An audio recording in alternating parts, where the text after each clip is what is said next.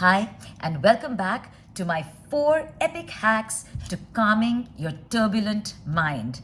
Now we're on to hack number 3, and as usual, I'm taking my cue from the experts, from the navigation experts who always tend to be prepared when they encounter any sort of storm at sea. So, what do they say?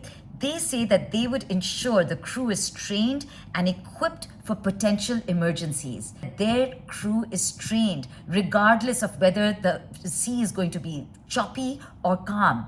And that's where we get our cue from. And I'm sure you all have already guessed what I'm going to say is hack number 3. Hack number 3 is invest in real relationships. Now, this would seem intuitive, but unfortunately, we're living in a world of social media or virtual connections, and it's really hard. It's hard to make the difference between real relationships and fake relationships. We ourselves forget. Were we friends with this person before Facebook? Or did we become friends because we just befriended each other on Facebook? Or am I his Insta friend because he likes me and I follow him back? That's the whole thing. It's made life so confusing for us now that we really need to sit and examine our relationships. Take a good, hard look at relationships, friendships, families, and see, is it based on genuine love, care? Is it deeply entrenched? Or is it just superficial? And look, it's understandable. When things get rough, we sort of hold on to whatever we can. Sometimes it's to salvage our reputation. We make friends with somebody who, is in a particular social status. And that is okay. But I just want you to know that they're not going to be your trained crew and they're not going to have your back. If you want a trained crew, you've got to invest in the trained crew. So what is the first thing that you can do? First thing you can do is look at your family.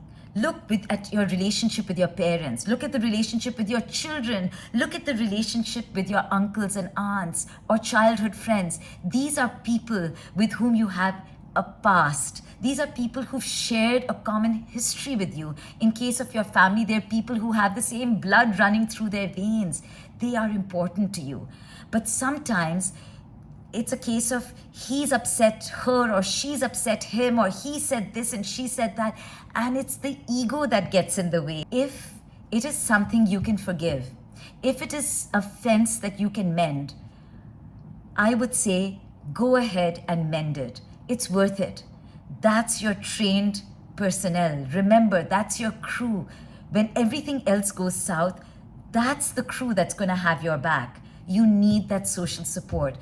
The second thing, we talked about social media in the past, and social media has a way of sort of attracting us, addicting us, and not letting us get away from it. But at the end of the day, social media is a means. It's simply a means to an end. It could be a means to growing your business. It could be a means to maybe getting money, but it's not the end. And often we confuse it with becoming the end. So clearly define it. Put social media in its place. Don't let it define where you have to go. You tell it to be in a limited place.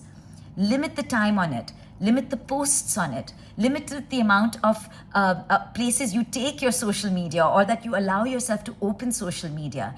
And then when you free up that time, make time to build real connections with real people. People who you can touch, people who you can speak to, people who you can call and who will pick up your call and speak to you and be your support when you need it.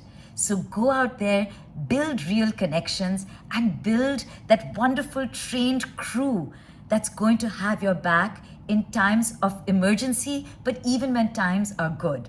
So that, my friends, is hack number 3. In my next video, I will give you a hack number 4. This is not really part of what navigation experts say, but it is from experience and it is a life hack that will always serve you well. So until my next video, good luck.